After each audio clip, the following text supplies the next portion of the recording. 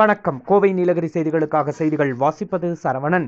Tamil Nadu Congress committee மாநில தலைவர் செல்வ பெருந்தகையை தகாத வார்த்தைகளால் பேசிய பாஜக மாநில தலைவர் அண்ணாமலையை கண்டித்து நீலகிரி மாவட்ட காங்கிரஸ் கட்சியின் சார்பில் கண்டன ஆர்ப்பாட்டம் உதகையில் நடைபெற்றது.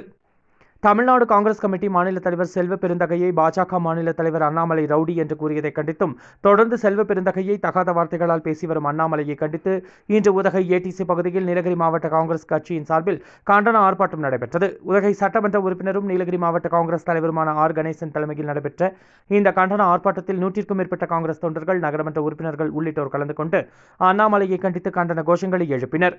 முடிவில் குன்னூர் நகர காங்கிரஸ் தலைவர் ஆனந்தகுமார் நன்றி தெரிவித்தார். கோவை நீலகிரி செய்திகளுக்காக எமது சிறப்பு செய்தியாசிரியர் தமிழ் வெங்கடேசன்.